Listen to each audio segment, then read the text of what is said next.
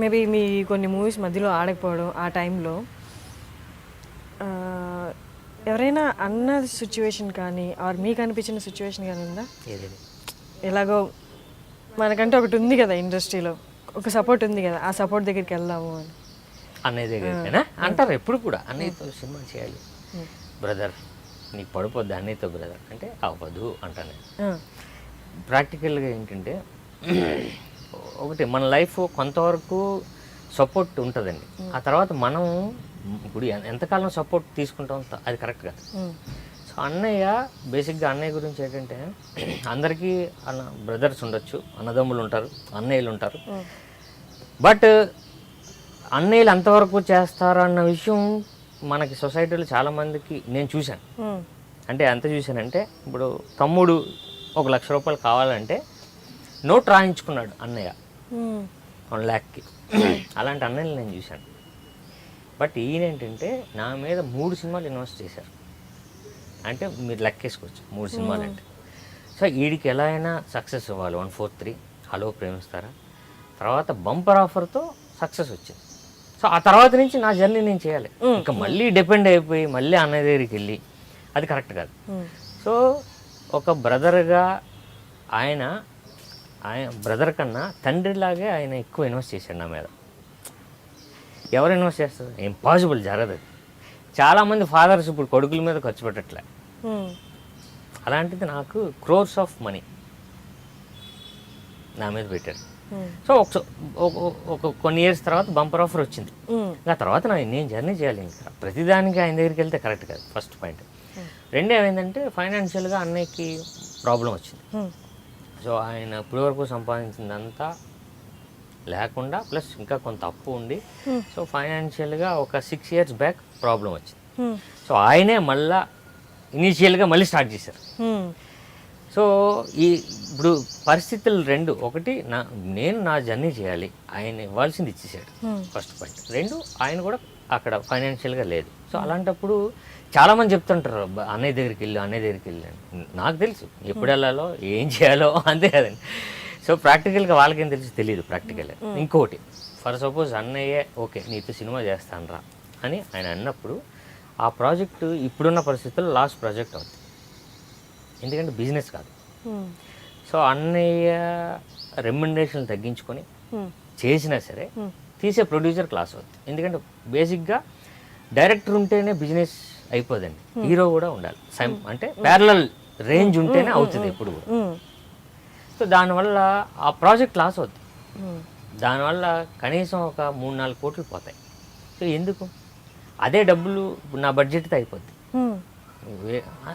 అప్పుడు ఎవరికి నష్టం ఉండదు. సో చాలా ఇది నాకు సజెస్ట్ చేస్తూ ఉంటారు, అంటే నేను జరగదు అవ్వదు, అది ఇప్పుడున్న పరిస్థితి కాదు, అది ప్రాక్టికల్ అంతే కదండి. ఇప్పుడు ఆయన చేయాల్సింది చేశాడు, మనం జర్నీ చేయాలి, ఇంకా తప్పలేదు. సో వస్తుంది ఎప్పుడైనా సరే మనం, అంటే నేను స్ట్రాంగ్గా ఉన్నాను, రాకుండా తప్పదు, అది జరగదు, రావాల్సింది అది.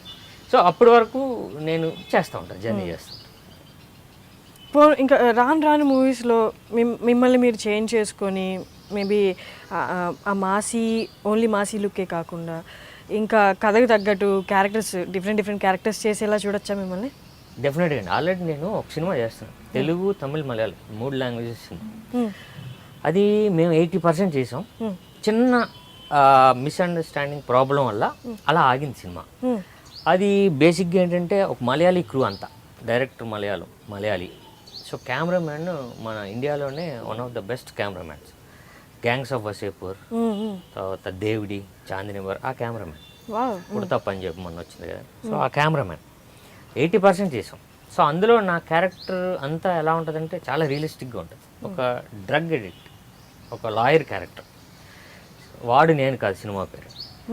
సో అది జరుగుతుంది అందులో డిఫరెంట్. అసలు మన తెలుగు సినిమాలా ఉండదు అది, తెలుగు సినిమాకి కొత్తగా ఉంటుంది, న్యాచురల్గా ఉంటుంది, యాక్షన్ బేస్డ్ ఫిలిం. సో అప్పుడు ఆ సినిమా ఇప్పుడు మళ్ళీ ఈ సినిమా తర్వాత కొంచెం షూటింగ్ ఉంది, అది చేస్తే డెఫినెట్గా నా క్యారెక్టరైజేషన్ కానీ క్యారెక్టర్ కానీ నా లుక్ కానీ వేరే. సో ఇంత గడ్డం పెంచుకుని ఉంటాను మొత్తం అంతా. సో అది ఒకటి ఉందండి. తర్వాత నేను డిఫరెంట్గానే ఏదో ఒకటి పట్టుకుంటాను, ఏదో క్యారెక్టరైజేషను లేకపోతే ఒక గెటప్ ఏదో ఒకటి చేంజ్ చేస్తూ ఉంటాను. బట్ దీనికి అందరికీ కావాలంటే ఒకటి పడాలి. ఒకటి పడాలి. కొంత దూరం వరకు సపోర్ట్ అయినా ఆ తర్వాత మనది మన ప్రయత్నం అది సక్సెస్ అయినా అవ్వకపోయినా మనం ప్రయత్నిస్తూ ఉండాలి అనేది అది నా కాన్సెప్ట్ అండి. మనం పని చేయాలి, రిజల్ట్ మనకు అనవసరం, మనం పని చేయాలి. ఎప్పుడప్పుడు వస్తుంది రిజల్ట్, రాక తప్పదు. బట్ పని ఆపేస్తే కష్టం. బోల్డ్ ప్రాబ్లమ్స్. అప్పుడు నాకు ఎలా ఉంటుందంటే, ఇప్పుడు నాతో సినిమా స్టార్ట్ చేస్తున్నారనుకో, ఇప్పుడున్న పరిస్థితిలో ఆడితో సినిమా ఏంటారని బోల్డ్ మంది చెప్తూ ఉంటాను డెఫినెట్గా.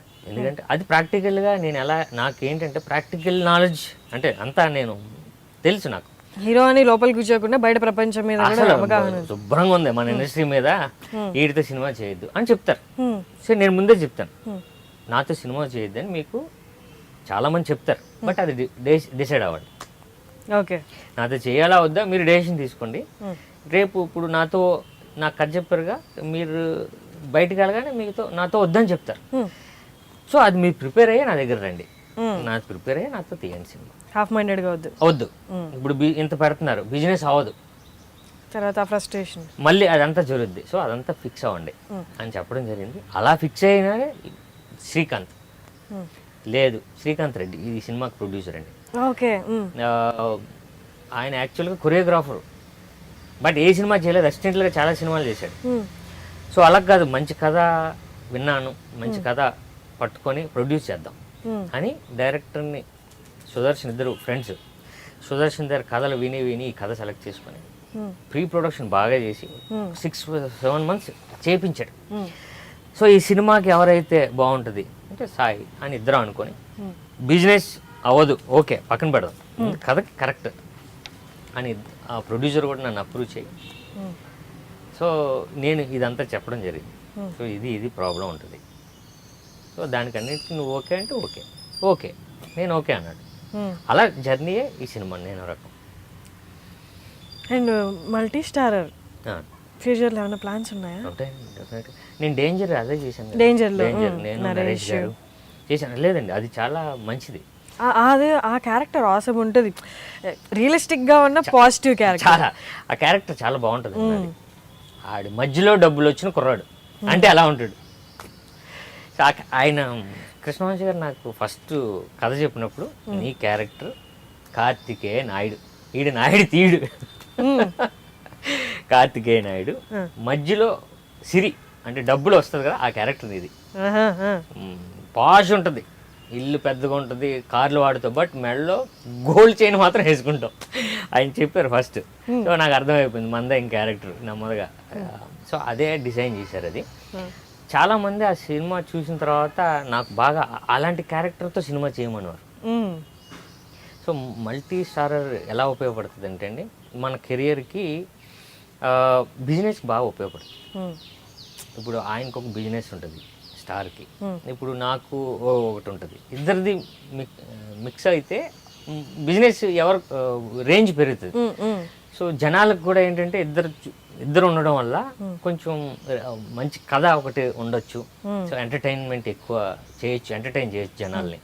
సో మల్టీ స్టారర్ ఎప్పుడు బేసిక్గా నాకు చాలా ఉపయోగం. సో అలా డిజైన్ చేసిందే నేను రకం. ఆయన ఒక స్టార్ కదా, ఇప్పుడు నాకు ఆయన ఉపయోగం.